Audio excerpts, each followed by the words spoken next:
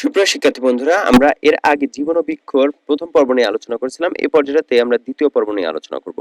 তো দ্বিতীয় পর্বে এর আগে প্রথম পর্বে আমরা করেছিলাম যে বলা হচ্ছিল নদীর চলার পথ হচ্ছে অনেক কঠিন, কিন্তু বৃক্ষকে এত কষ্ট করতে হয় না। তো সেটার উত্তরে লেখক কি বলছেন? উত্তরে বলবো চর্মচক্ষুকে বড় না করে কল্পনা বা অনুভূতির চক্ষুকে বড় করে তুললে বৃক্ষের বেদনাও সহজে উপলব্ধি করা যায়। তাহলে কল্পনা এবং অনুভূতির চক্ষু বলতে কি বোঝাচ্ছে?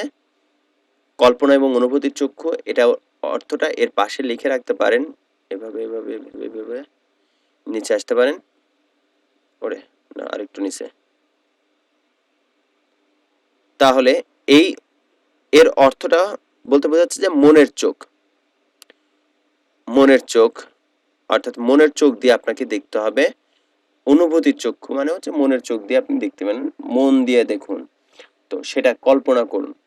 যদি তুলতেন তাহলে বৃক্ষের বেদনাও সহজে উপলব্ধি করা যেত। তাহলে কি উপলব্ধি করা যেত? বৃক্ষের বেদনা, বৃক্ষর যে কান্না, বৃক্ষের যে কষ্ট, সেটা কিন্তু আপনি উপলব্ধি করতে পারতেন। আর বৃক্ষের সাধনায় যেমন একটি ধীর স্থির ভাব দেখতে পাওয়া যায়, মানুষের সাধনা তেমনি একটি ধীর স্থির ভাব দেখতে পাওয়া যায়। আর এটাই হওয়া উচিত নয় কি? যেমন বৃক্ষ আস্তে আস্তে ছোট থেকে বেড়ে উঠতেছে, বড় হয়ে ফলবান হচ্ছে, ফল দিচ্ছে, একটা সময় শেষ হয়ে যাচ্ছে। মানুষও কি তাই হচ্ছে না? ছোট থেকে আস্তে আস্তে বড় হচ্ছে এবং একটা সময় শিক্ষা জ্ঞান লাভ করতেছে, সেই জিনিসটা আবার অন্যদের মাঝে বিলিয়ে দিচ্ছে এবং একটা সময় তার পরিণতি লাভ করতেছে। তার মানে কি এটাই হওয়ার কথা না? শুধুমাত্র আমি চিন্তা করলাম যে নদী বয়ে চলতেছে, মানুষও বয়ে চলতেছে, অর্থাৎ মানুষও দৌড়াচ্ছে জীবন চালানোর জন্য, তাহলে শুধুমাত্র নদীর সাথে কিন্তু আমি তুলনা করতে পারি না। তো সেটাই বলছে। আর এটাই হওয়া উচিত নয় কি, অনবরত ধেয়ে চলা মানুষের সাধনা হওয়া উচিত নয়। তাহলে শুধুমাত্র কোনো কিছুর পিছনে ছুটে চলা, এটা কি মানুষের সাধনা হওয়া উচিত নয়? যে দৌড়াবো শুধুমাত্র অর্থের পিছনে, টাকার পিছনে বা সম্মানের পিছনে দৌড়াইলাম, তাহলে এই জিনিসটা হওয়া উচিত নয়। যাকে বলা হয় গোপন এবং নীরব সাধনা, তা বৃক্ষে অভিব্যক্তি। অর্থাৎ যেটা আমরা বলতেছি গোপনে বা নীরবে সাধনা করা, সেটা আমরা দেখতে পাচ্ছি যে বৃক্ষ, অর্থাৎ বৃক্ষ সাধনা করে 1 বছর পরে ফল দেয়, সেই ফলটা আমরা 1 বছর পরে প্রকাশ পায়। তাহলে তার আগে কি পরিমাণ সে সাধনা করেছে, কি পরিমাণ যে তার কাজগুলো করেছে, সেই জিনিসটা কিন্তু গোপন এবং নীরবই থেকে যায় সবসময়, সেটা কিন্তু প্রকাশিত নয়। আর নদীর সবকিছু প্রকাশমান, কি করছে, কাকে ভেঙে চলে যাচ্ছে চলমান, সেটা কিন্তু নদীতে প্রকাশিত। তো আমাদের দরকার নীরব সাধনা, নীরবে নীরবে কাজ করে যাওয়া। এমন না যে প্রকাশ করতে হবে যে আমি এটা কি হয়ে গেছি। তাছাড়া বৃক্ষের সার্থকতার ছবি যত সহজে উপলব্ধি করতে পারি, নদীর সার্থকতার ছবি তত সহজে উপলব্ধি করা যায় না। কেন যায় না? দেখুন, কেননা বৃক্ষকে আমরা সম্মুখ চোখে দেখতে পাচ্ছি যে বৃক্ষ ঘরের দৌড় বেরোলেই আমরা দেখতে পাচ্ছি, কিন্তু নদীকে কি সেভাবে দেখতে পাচ্ছি? নদী সাগরে পতিত হয় সত্য, কিন্তু তার ছবি আমরা প্রত্যাহ দেখি না, মানে প্রত্যেক দিন আমরা কিন্তু দেখি না যে সাগরে গিয়ে পতিত হচ্ছে। বৃক্ষের ফুল ও ফল ধরানোর ছবি কিন্তু প্রত্যাহ চোখে পড়ে, যে কোনো না কোনো গাছে আমি দেখতে পাচ্ছি যে ফুল ধরে আছে বা ফল ধরে আছে বা বেড়ে উঠছে, এটা কিন্তু আমি ঘর থেকে, এই যে এখানেই বলা আছে, দোরের কাছে দাঁড়িয়ে থেকে সে অনবরত নতি শান্তি এবং সেবার বাণী প্রচার করে যায়। তাহলে বৃক্ষ কি করে? এক হচ্ছে নতি স্বীকার করে আছে, দ্বিতীয়ত শান্তি এবং সেবার বাণীটা সবার মাঝে ছড়িয়ে দিচ্ছে। এই তিনটা কাজ করতেছে হচ্ছে বৃক্ষ। এরপরে দেখুন, সাধনার ব্যাপারে প্রাপ্তি একটা বড় জিনিস। নদীর ব্যাপারে সাগরে পতিত হওয়া, সেই প্রাপ্তি স্পষ্ট হয়ে ওঠে না। আচ্ছা, সাধনার ব্যাপারে কোনো কিছু সাধনা করলেন, তারপরে যদি প্রাপ্তি না হয়, তাহলে সেই সাধনার কিন্তু কোনো অর্থ থাকে না। এখন নদীর ক্ষেত্রে কি সাগরে পতিত হয়ে যাওয়াটাই তার সার্থকতা? এই সার্থকতা কিন্তু প্রাপ্তি প্রকাশ পায় না যে সে কি পেল। সে তো প্রাপ্তি নয়, আত্মবিসর্জন, অর্থাৎ নিজে যতদিন এত কষ্ট করে বয়ে চললাম, এত বাধা ডিঙিয়ে আসলাম, সেখানে এসে আমি নিজেকে বিলিয়ে দিলাম কোথায়? সমুদ্রের মাঝে। তার মানে এটা কিন্তু তার প্রাপ্তি না, তার কোনো প্রাপ্তি না যে সে কোনো ভালো কাজ করে আসছে। সে কষ্ট করে আসছে, কিন্তু সে নিজেকে বিসর্জন দিয়ে গেল। অর্থাৎ আপনি আপনার জীবনটা পরিচালনা করলেন খুব ভালো মতো করে, তারপরে যখন আপনার সমাজের জন্য কাজ করার কথা, যখন রাষ্ট্রের জন্য কাজ করার কথা, তখন আপনি সেই কাজটা করলেন না। তার মানে সেটা হচ্ছে নিজেকে গুটিয়ে রাখা।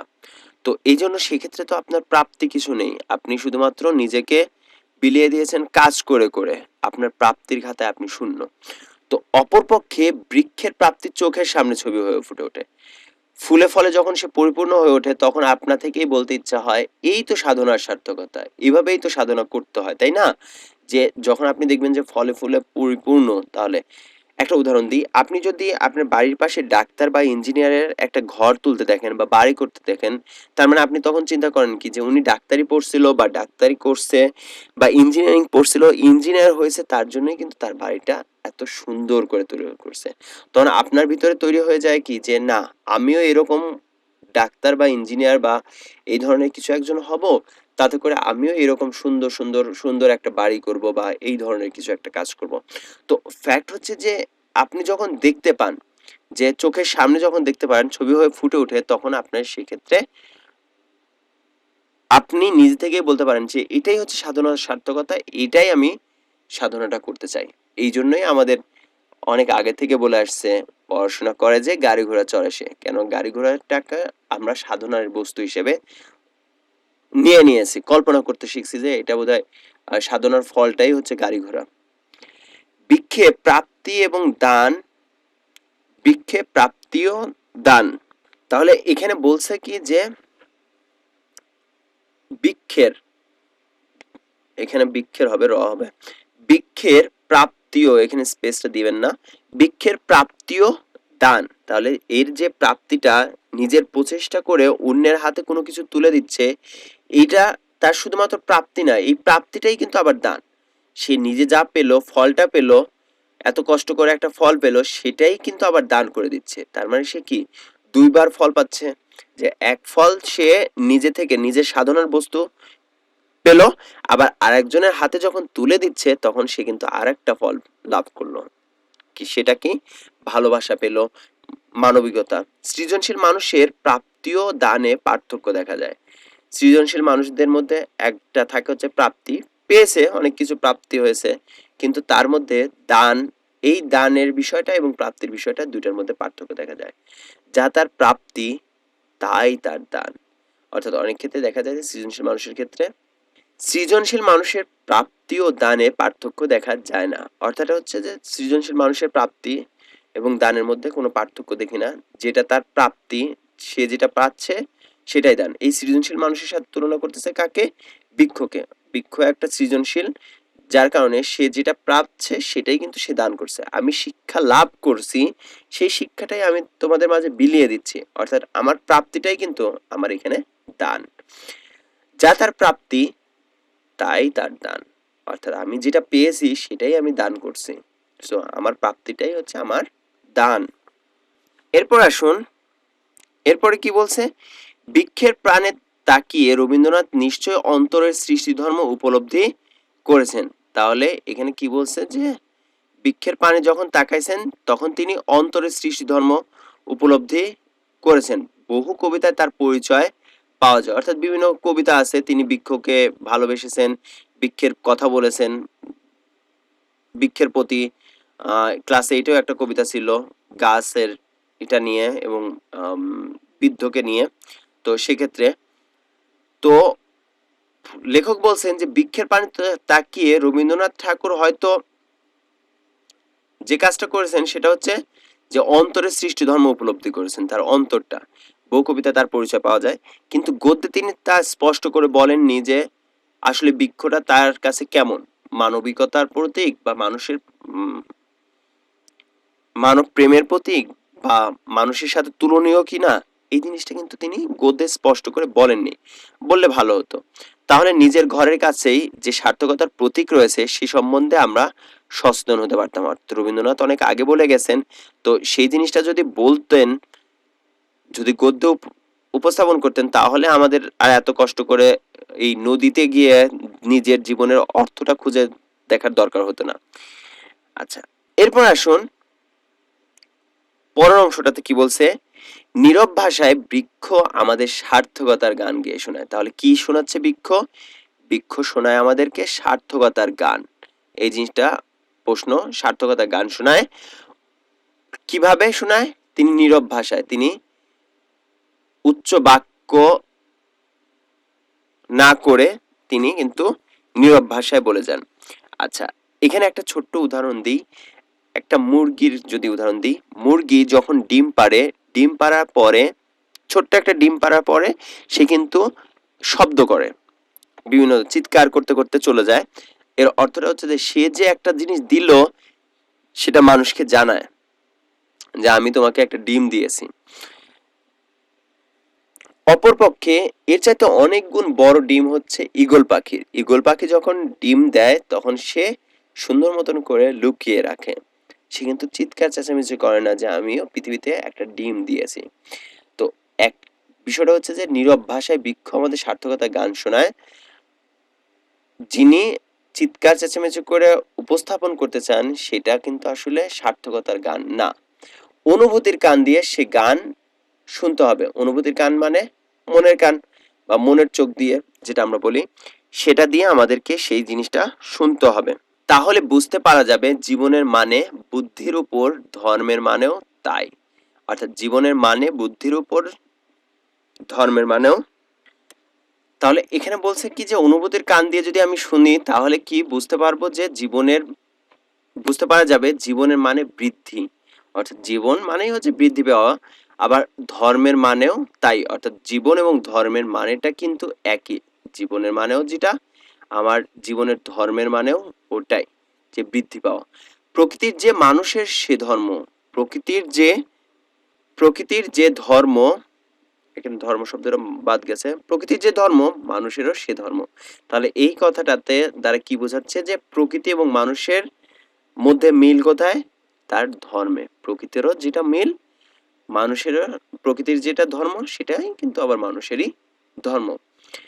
পার্থক্য কেবল তরুণতা এবং জীবজন্তুর বৃদ্ধির ওপর, তাদের নিজেদের কোনো হাত নেই। অর্থাৎ গাছপালা লতাপাতা তারা নিজেরা নিজেদের বৃদ্ধি করতে পারে না, মানুষের বৃদ্ধির উপর তার নিজের হাত রয়েছে। এর অর্থটা বলতে পারেন যে আচ্ছা বৃক্ষ তো নিজে নিজেই বেড়ে ওঠে না, বৃক্ষটাকে আপনি কেটে দিচ্ছেন তার মানে হচ্ছে সেটা নিজেদের উপর হচ্ছে না। জীবজন্তুর বৃদ্ধিটার নিজেদের কোনো হাত নেই, তারা আপনা আপনি গড গিফটেড বা প্রকৃতির মাধ্যমে বৃদ্ধি পাচ্ছে।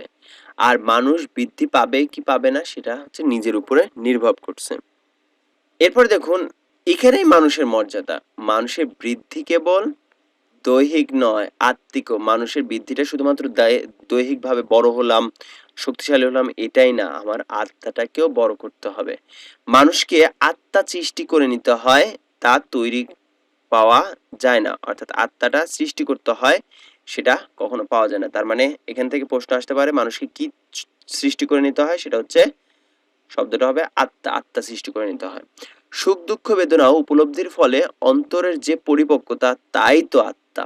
অর্থাৎ আমি যে সুখ দুঃখ পাচ্ছি এটা উপলব্ধি করতে পারছি, বেদনা উপলব্ধি করতে পারছি, এটার মাধ্যমে যখন আমি অন্তরের মধ্যে যে পরিপক্কতা পাচ্ছি সেটাই কিন্তু আমার আত্মা। এখন একজন খুব বেশি ভালো কিছু করছে তাতে করে সে হাসছে, এখন তুমি চুপচাপ আছো, সে এরকম করছে তো আমার কি। আবার কারো বাবা মারা গেছে, তুমি চুপচাপ আছো, বাবা তো মারা যেতেই পারে, তাতে আমার কি। সো সেই সুখ দুঃখ বেদনা উপলব্ধি করতে পারতেছো না, তার মানে সেই ক্ষেত্রে তুমি কিন্তু আত্মিকভাবে বড় হতে পারোনি। তুমি শারীরিকভাবে বড় হচ্ছ কিন্তু আত্মিকভাবে বড় হতে পারোনি। তো এই যে পরিপক্কতা, অন্যের সুখ দুঃখ বোঝা, বেদনা বোঝা, সেটাই হচ্ছে আত্মা। এই আত্মারূপ ফল স্রষ্টার এই আত্মারূপ ফল স্রষ্টার উপভোগ্য। তো এখানে বলছে এই আত্মারূপ ফল, অর্থাৎ আত্মার মতন যে ফলটা, অর্থাৎ ফলের বৃদ্ধিটা স্রষ্টার উপভোগ্য, স্রষ্টা এটা উপভোগ করেন। তাই মহাকবির মুখে, এখানে মহাকবি বলতে লিখে রাখেন শেক্সপিয়রের কথা বলছে মহাকবি। অনেক মহাকবি আছে, মহাকাব্য লিখলেই সাধারণত আমরা মহাকবি বলে থাকি। মহাকবি আলাওল আছে, তো অন্যান্য অনেক কবি আছে। আর রবীন্দ্রনাথ ঠাকুরকে বলা হয় বিশ্বকবি। যেহেতু এর আগে আমরা অনেকবার রবীন্দ্রনাথ ঠাকুর সম্পর্কে আলোচনা করছি, তখন এই মহাকবি বলতে আসলে আমরা তখন রবীন্দ্রনাথ ঠাকুরকে করি। কিন্তু যখন আপনি এই উক্তিটার দিকে তাকাবেন যে মহাকবির মুখে শুনতে পাওয়া যায় রাইপনেস ইজ অল, আই হবে এখানে, রাইপনেস ইজ অল। সো পরিপক্কতায় সব, এর অর্থ পরিপক্কতায় সব। এই কথাটা বলছেন উইলিয়াম শেক্সপিয়র। আপনারা লিখে নিতে পারেন শেক্সপিয়র। সো এটা এখন এখানে পরিপূর্ণতা বলতে কি বোঝাচ্ছে যে পরিপক্কতাই সব। এই পরিপক্কতার অর্থটা হচ্ছে যে সম্পূর্ণরূপে বিকশিত হওয়া, সম্পূর্ণ। অর্থাৎ একটা ফল সম্পূর্ণরূপে বিকশিত তখনই হয় যখন সেটা পেকে যায়। সো এই পরিপক্কতাই হচ্ছে সব, অর্থটা হচ্ছে যে আপনি আপনার সম্পূর্ণ বিকাশটা পেয়েছেন। আত্মাকে মধুর এবং পুষ্ট করে গড়ে তুলতে হবে, নইলে তা স্রষ্টার উপভোগের উপযুক্ত হবে না। উপভোগের শব্দটা দুইবার আসছে, উপভোগের উপযুক্ত হবে না। তাহলে এখানে আমাদের কথাটা বলছে কি যে আত্মাকে মধুর এবং পুষ্ট করে গড়ে তুলতে হবে। কেন আমরা কেন আত্মাকে মধুর এবং পুষ্ট করে গড়ে তুলব? কারণ হচ্ছে স্রষ্টার উপভোগের জন্য, স্রষ্টাকে পরিতুষ্ট করার জন্য, স্রষ্টাকে মানিয়ে নেওয়ার জন্য, অর্থাৎ স্রষ্টাকে খুশি করার জন্য, রাজি খুশি করার জন্য। বিচিত্র অভিজ্ঞতা, প্রচুর প্রেম এবং গভীর অনুভূতির দ্বারা আত্মার পরিপুষ্টি এবং মাধুর্য সম্পাদন সম্ভব। বলছে কি বিচিত্র অভিজ্ঞতা, অর্থাৎ বিভিন্ন বিষয়ে আপনি অভিজ্ঞতা নিতে পারেন। এক হচ্ছে ভ্রমণ করতে পারেন, মুভিতে বা বই পড়তে পারেন, তাতে করে আপনার অনেক বেশি অভিজ্ঞতা বাড়বে। প্রচুর প্রেম, প্রচুর প্রেম মানে হচ্ছে অনেকগুলো প্রেম করতে হবে এরকম কিন্তু না, এটা হচ্ছে মানবিকতা। প্রত্যেকটা জিনিসের দিকে তাকিয়ে আপনার ভালোবাসাটা যেন উঠে আসে। একটা মানুষ রাস্তায় পড়ে আছে, সেটা দেখলে আপনি যে ওখানে যাবেন, কি ছেঁড়া জামা টামা পড়ে আছে ময়লার মধ্যে, তাকে তুলতে যাবো, আমার কি ঠেকা পড়ছে, আরেকজন যে তুলুক, না এটা না। এটার প্রতি প্রেম, একটা পশু পাখি হাতি যে মারা গেছে সেটার প্রতি যদি আপনার প্রেমটা প্রকাশ পায়, ভালোবাসা প্রকাশ পায়, একটা হরিণকে গুলি করে মারা হচ্ছে, এটার প্রতি যদি আপনার ভালোবাসা প্রকাশ পায় বা ও গভীর অনুভূতি চলে আসে, তখনই হচ্ছে আত্মার পরিপুষ্টি এবং মাধুর্য আসবে। তাই তাদের সাধনায় মানুষের শিক্ষার প্রধান বস্তু, প্রধান বিষয়বস্তু, অর্থাৎ এই যে সাধনাগুলো করা হয় সেটাই কিন্তু মানুষের শিক্ষার প্রধান বিষয়বস্তু হওয়া উচিত। কিন্তু আমাদের প্রধান বিষয়বস্তু কি হয়ে আছে দেখুন, এখানে বলছে বস্তু জিজ্ঞাসা তথা বিজ্ঞান। বিজ্ঞান কখনো শিক্ষার প্রধান বিষয়বস্তু হতে পারে না। কেন হতে পারে না? আপনি বিজ্ঞান শিখলেন, আপনি কম্পিউটার জানেন, আপনি সবকিছুই শিখলেন, কিন্তু আপনার ভিতরে মানবিকতা নেই, মানবিক গুণ নেই, আপনি তো মানুষই হতে পারলেন না। এখন পর্যন্ত যেহেতু মানুষই হতে পারেননি, আপনি আপনার বিদ্যা দিয়ে কি করবেন? তো শুধু বিজ্ঞান বা শুধু বস্তু সম্পর্কে জ্ঞান, এটা মানুষের শিক্ষার বিষয়বস্তু হতে পারে না। শিক্ষার বস্তু কেন হতে পারে না? বলা আছে কেননা তাতে আত্মার উন্নতি হয় না, অর্থাৎ আপনার মানবিকতা, মূল্যবোধটা বা জীবনবোধ ও মূল্যবোধে অন্তর পরিপূর্ণ হয় না। উত্তরটা কিন্তু এখানেই দেওয়া আছে। তা হয় সাহিত্য শিল্পকলার দ্বারা, অর্থাৎ আপনি যখন সাহিত্য পড়তেছেন, শিল্পকলাকে দেখতেছেন, শিল্পকলার প্রতি ভালোবাসা তৈরি হচ্ছে, তখনই কিন্তু আপনার এই মূল্যবোধ, জীবনবোধ, অনুগত্য, মাধুর্যতা, পরিপুষ্টতা, এগুলো কিন্তু তৈরি হয়ে যাবে। এই জন্য আমি বলবো যে হ্যাঁ, নাটক দেখতে পারেন, বিভিন্ন ধরনের শিল্প দেখতে পারেন, চিত্রশিল্প তৈরি করতে পারেন, নিজে ছবি আঁকতে পারেন, গান গেতে পারেন। তো এইগুলোর মাধ্যমে সাহিত্য রচনা করতে পারেন। এগুলোর মাধ্যমে আপনি আস্তে আস্তে মানুষ হয়ে গড়ে উঠবেন। তাই শিক্ষাক্ষেত্রে তাদের এত মূল্য। এই জন্যই শিক্ষাক্ষেত্রে হচ্ছে সাহিত্য বা শিল্পকলার এত মূল্য দেওয়া হয়। উপরে যে বৃদ্ধির কথা বলা হলো, বৃক্ষের জীবন তার চমৎকার নিদর্শন। অর্থাৎ বলছে কি যে এই যে বৃক্ষের, এটা বলা হচ্ছে, এটা কিন্তু বৃক্ষের জীবনের একটা নিদর্শন। কিভাবে? দেখুন, বৃক্ষের অঙ্কুরিত হওয়া থেকে ফলবান হওয়া পর্যন্ত কেবল বৃদ্ধির ইতিহাস। তাহলে বৃদ্ধির ইতিহাস কতটুক? অঙ্কুরিত হওয়া থেকে শুরু করলো এবং শেষ পর্যন্ত ফলবান হওয়া পর্যন্ত, এটা শুধুমাত্র বৃদ্ধিরই ইতিহাস। বৃক্ষের পানে তাকিয়ে আমরা লাভবান হতে পারি, জীবনের গুরু অর্থ সম্বন্ধে সচেতন হতে পারি বলে। তাহলে বলছে কি, গাছের দিকে তাকালে আমরা কি পাই? লাভবান হতে পারি। কিভাবে? জীবনের অর্থটা পাই। জীবনের সার্থকতা হচ্ছে মানুষকে দানে, মানুষের কাছ থেকে গ্রহণে নয়। তো সেটা সম্পর্কে সচেতন হতে পারি বলে আমরা বৃক্ষের পানে তাকিয়ে থেকে চিন্তা করতে পারি।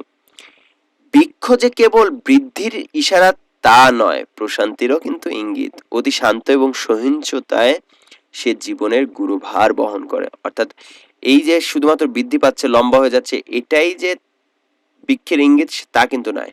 বৃক্ষ যে অতি শান্ত, তার সহিংসতা, অর্থাৎ সবকিছু সহ্য করে যাচ্ছে। আপনি বৃক্ষের গায়ে পেরেক মারছেন, বৃক্ষের পাতা ছিঁড়ে যাচ্ছেন, তারপর বৃক্ষকে কষ্ট দিচ্ছেন, ফল ছিঁড়ে নিয়ে যাচ্ছেন না পাকতেই, তারপরও সেটা কিন্তু সে সহজ সহিষ্ণুতা অর্থাৎ ধৈর্য ধারণ করা সে কিন্তু অর্থাৎ আঘাত করার পরেও সে প্রতিঘাত করতেছে না, এটা বোঝা যায়। তো বৃক্ষের মাধ্যমে আমরা বুঝতে পারি যে প্রশান্তির ইঙ্গিত। তাহলে প্রশান্তির ইঙ্গিত কে দেয়? প্রশান্তির ইঙ্গিতটা দেয় হচ্ছে বৃক্ষ।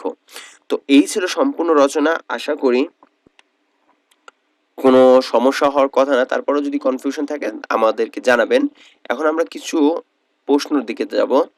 স্থূলবুদ্ধি বা শব্দের অর্থ। স্থূলবুদ্ধি বলতে বোঝায় যে সূক্ষ্ম বিচার বুদ্ধিহীন, অগভীর জ্ঞান সম্পন্ন, যার গভীর জ্ঞান নেই, কোনো বিষয়ে গভীর জ্ঞান নেই, তাকে বলা হয় স্থূলবুদ্ধি। দ্বিতীয়ত জবরদস্তি প্রিয়, যেটা হচ্ছে গায়ের জোরে কাজ হাসিলে তৎপর, অর্থাৎ যে কোনো কাজ করতে চাচ্ছে বিচার বিবেচনা না করে আমি গায়ের শক্তি দিয়ে আমি হলাম চেয়ারম্যানের ছেলে, আমাকে দ্বারা হবে না, আমাকে দাম দেবে না, এটা তো হয় না। বিকৃত বুদ্ধি, বুদ্ধির বিকার ঘটেছে এমন যথাযথ চিন্তা চেতনাহীন, অর্থাৎ তার সঠিক চিন্তা চেতনা নাই, তার শুধুমাত্র বেড়ে ওঠা বা হচ্ছে টাকার প্রতি যে কোনো একদিকে ধাবিত হওয়া, সেটা মানবিকতা নেই, এরকম বিকৃত বুদ্ধি। বুলি গদ বাঁধার কথা বলা হয়েছে, কথার কথা এটা। জীবন আদর্শ, জীবনে অনুকরণে উপযুক্ত মহৎ বা শ্রেষ্ঠ দিকগুলোকে আমরা যেটা করি। আর পৃথিবীর সবচাইতে জীবন আদর্শ হচ্ছে মহানবী হযরত মুহাম্মদ সাল্লাল্লাহু আলাইহি ওয়াসাল্লাম। মনুষ্যত্ব, মানবোচিত সদ্গুণাবলী, মানুষের যে সদ্গুণগুলো আছে সেগুলোকে বলা হয় মনুষ্যত্ব, মানুষের বিশেষ গুণ বা মানুষের বৈশিষ্ট্য। তপোবন প্রেমিক রবীন্দ্রনাথ ঠাকুর, আমরা বলছি প্রাচীন ভারতীয় ঋষিদের মতে রবীন্দ্রনাথ তো ছিলেন অরণ্য এবং বৃক্ষ প্রেমিক, তার অনেক কবিতায় বৃক্ষের বন্দনা স্পষ্ট হয়েছে, সেই জন্য তাকে আমরা বলি তপোবন প্রেমিক বা বৃক্ষ প্রেমিক। তপোবন বলতে বোঝায় হচ্ছে ঋষির আশ্রম বা মুনি ঋষিরা যেখানে তপস্যা করতেন সেটাকে বলা হয় তপোবন। চর্মচক্ষু, দৈহিক চক্ষু, মানুষের যে চক্ষু দুইটা আছে সেই চক্ষুটাকে বলা হচ্ছে চর্মচক্ষু, মানসিক বা দিব্য দৃষ্টি থেকে এমনি তাকালাম, হ্যাঁ দেখছি।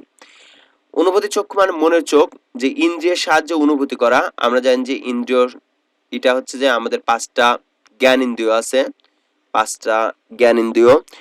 সেই জ্ঞান ইন্দ্রিয় গুলোর মধ্যে আছে হচ্ছে চোখ, তারপর আছে নাক, কান, ত্বক।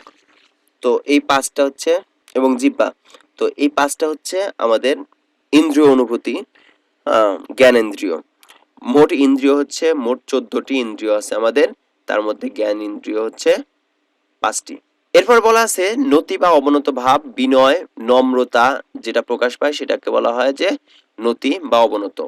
সাধনা, সাফল্য বা সিদ্ধি অর্জনের জন্য, কোনো একটা ফল পাওয়ার জন্য নিরন্তর প্রচেষ্টা চালিয়ে যাওয়া। আপনি পড়াশোনা করছেন, এটাও একটা আপনার সাধনা। আপনি নামাজ পড়ছেন সৃষ্টিকর্তার সান্নিধ্য পাওয়ার জন্য, এটাও এক ধরনের সাধনা। বৃক্ষের প্রাপ্তি ও দান, বৃক্ষের অর্জন হচ্ছে তার ফুল এবং ফলটাই হচ্ছে তার অর্জন, এগুলো সে অন্যের হাতে তুলে দেয়, ফলে বৃক্ষে যুগপৎ প্রাপ্তি এবং দাদের আদর্শ। সৃজনশীল মানে নির্মাণ সৃষ্টি তৎপর, এর পাশে লিখতে পারেন যে নতুন কিছু সৃষ্টি, নতুন ভাবে ভাবনা, সেটাকে বলা হয় সৃজনশীল। সৃষ্টি ধর্ম, সৃষ্টি বা সৃজনের বৈশিষ্ট্য, অর্থাৎ নতুন করে সৃষ্টি করার একটা বৈশিষ্ট্য থাকাটাকে বলা হচ্ছে সৃষ্টি ধর্ম। আত্মিক মানে হচ্ছে মনোজাগতিক, মনের চিন্তা চেতনার ক্ষেত্রে যেটা, তাকে বলে আমরা আত্মিক। পরিপক্কতা, সুপরিণতি জাত বা পরিপূর্ণ বিকাশ সাধন, অর্থাৎ আপনি সম্পূর্ণরূপে বিকাশ সাধন করছেন, এটাকে বলা হচ্ছে পরিপক্কতা। বস্তু জিজ্ঞাসা, বস্তু জগতের রহস্য উন্মোচন বা অন্বেষা, বস্তু জগৎ সম্পর্কে জানার আগ্রহ, অর্থাৎ আপনি জানতে চাচ্ছেন যে পৃথিবীটা কেন গোল, পৃথিবীতে কেন চারদিকে ঘুরতে থাকে, অর্থাৎ বস্তুর প্রতি আপনি যে রহস্য উন্মোচনের যে চিন্তা, সেটাকে আবার আমরা বলতেছি বস্তু জিজ্ঞাসা বা বিজ্ঞান। গুরু অর্থ বলছে প্রচ্ছন্ন গভীর তাৎপর্য। কয়েকটা প্রশ্ন খুব ইম্পর্টেন্ট। সংসারটা আজ স্থূলবুদ্ধি এবং জবরদস্তি প্রিয় মানুষে পরিপূর্ণ, এই লাইনটা খুব ইম্পর্টেন্ট। দ্বিতীয় লাইন, এরপরে বলা আছে যে জীবনকে সার্থক এবং সুন্দর করে না তুললে অন্যের ক্ষতি, মানুষ প্রেম এবং সৌন্দর্যের স্পর্শ লাভ করেনি বলে এরা নিষ্ঠুর এবং বিকৃত বুদ্ধি, তাই মানুষ ক্ষতি করে। অর্থাৎ মানুষ ক্ষতি করে কেন, সেটার যদি প্রশ্ন করে তাহলে সেক্ষেত্রে জীবনের সার্থক এবং সুন্দর করে না তুললেও অন্যের ক্ষতি, মানুষ প্রেম এবং সৌন্দর্যের স্পর্শ লাভ করেনি, এই জন্য। প্রাবন্ধিক জীবনের সার্থকতা বৃক্ষের মধ্যে খুঁজেছেন, বৃক্ষের মধ্যে জীবনের সার্থকতা পাওয়া যায়। তপোবন প্রেমিক রবীন্দ্রনাথ জীবনের গতি খুঁজেছেন নদীর গতিতে, তিনি নদীকে মনুষ্যত্বের প্রতীক হিসেবে ভেবেছেন। মানুষের জীবনের সাধনা অনবরত দিয়ে চলা উচিত নয়, অর্থাৎ সাধনা অনবরত চলা উচিত না। বৃক্ষের মধ্যে রবীন্দ্রনাথ অন্তরের সৃষ্টি ধর্ম দেখেছেন। বৃক্ষ বৃদ্ধি ছাড়া প্রশান্তির ইঙ্গিত দেয়। অহংকার বিচার বিবেচনা এবং চিন্তা চেতনাহীন লোকদের প্রধান দেবতা। অহংকার, আমরা এই কথাগুলো বলছি। শিক্ষা এবং মনুষ্যত্ব প্রবন্ধ, লেখক মানুষের জীবনকে দোতলা ঘরের সঙ্গে তুলনা করেছেন শিক্ষা এবং মনুষ্যত্ব প্রবন্ধে, সেটা হচ্ছে মোতাহার হোসেন। এ পর্যায়েতে আমরা পাঠ পরিচিতিতে যাব। পাঠ পরিচিতিতে বলা আছে মোতাহার হোসেন চৌধুরীর জীবন ও বৃক্ষ প্রবন্ধটি তার বিখ্যাত গ্রন্থ, সেটা হচ্ছে সংস্কৃতি কথা। এই গ্রন্থ থেকে সংকলিত হয়েছেন। পরার্থে আত্মনিবেদিত সুকৃতিময় সার্থক বিবেকবোধ সম্পন্ন মানব জীবনের মহত্তম প্রত্যাশা থেকে লেখক মানুষের জীবন কাঠামোকে তুলে ধরেছেন বৃক্ষের সঙ্গে, অর্থাৎ বৃক্ষ যেভাবে কাজ করে তিনি দেখিয়েছেন বৃক্ষের বিকাশ কিভাবে হয়ে থাকে, পরিপূর্ণতা কিভাবে হয়, সার্থকতার পিছনে কি কি রয়েছে, নীরবে সাধনা করে যাচ্ছে সেটা। বৃক্ষ যেমন করে ফুলে ফলে পরিপূর্ণতা পায় আর সে সব অন্যকে দান করে সার্থকতার উজ্জ্বল দৃষ্টান্ত হয়ে ওঠে, মানব জীবনের ক্ষেত্রে আমাদের এই সার্থকতার নিজের সাধনাও তেমনি হওয়া উচিত। তাহলে স্বার্থপর, অহংকারী, বিবেকহীন, নিষ্ঠুর, জবরদস্তি প্রিয় মানুষের জায়গায় দেখা দেবে প্রেমে, সৌন্দর্যে, সেবায় বিকশিত বিবেকবান, পরিপূর্ণ এবং সার্থক মানুষ। শেষ করব মোতাহার হোসেন চৌধুরীর একটা খুব সুন্দর উক্তি দিয়ে, যদিও এই উক্তিটা তোমাদের বয়সে একটু কাজে লাগতে পারে, খুব বেশি কাজে লাগবে বলে আমি মনে করি না। ইংরেজি একটা শব্দ আছে, যে শব্দটা আমাদের কাছে অনেক বেশি গুরুত্বপূর্ণ, তাই না? লাভ। এই লাভ, আর বাংলাতেও সেই শব্দটাই আছে লাভ, একসঙ্গে যায় না। একসঙ্গে কেন যায় না দেখুন, এই লাভ বলতে কি বোঝায়? যেটা ক্ষতি হয়নি, কোনো কিছুতে প্রাপ্তি আছে, সার্থক হতে পারবেন, কোনো কিছু যতটুকু দিবেন তার বিনিময়ে আরো কিছু পাবেন। লাভের খেয়াল থাকলে, অর্থাৎ বেশি পাওয়ার ইচ্ছা থাকলে, যতটুকু দিবেন তার সাথে বেশি পাওয়ার ইচ্ছা থাকলে লাভ মানে হচ্ছে ভালোবাসা ব্যর্থ হয়ে যায়। এই জন্য কোনো কিছু পাওয়ার আশা রেখে ভালোবাসলে সেই জিনিসটা আসলে ব্যর্থ ভালোবাসা। তো এটা বলছেন মোতাহার হোসেন চৌধুরী। আশা করি আমাদের ভিডিওগুলো ভালো লাগছে। যদি ভালো লেগে থাকে তাহলে অবশ্যই কমেন্টস বক্সে কমেন্টস করে জানাবেন, আর যদি খারাপ লেগে থাকে তাহলে ওই যে, যদি শিক্ষা পেয়ে থাকেন তাহলে গালি দিবেন না, গঠনমূলক সমালোচনা করবেন। আপনি বলবেন না কিছু, এটা আমি বলছি না, গঠনমূলক সমালোচনা করে যাবেন যে এটা ভুল হয়েছে বা এই ধরনের কথা না বললেও হতো। সো ধন্যবাদ সবাইকে। ইনশাআল্লাহ পরবর্তী ভিডিওতে আমরা বাংলা অন্য আরেকটি অধ্যায় নিয়ে আলোচনা করব। আসসালামু আলাইকুম রহমতুল্লাহ।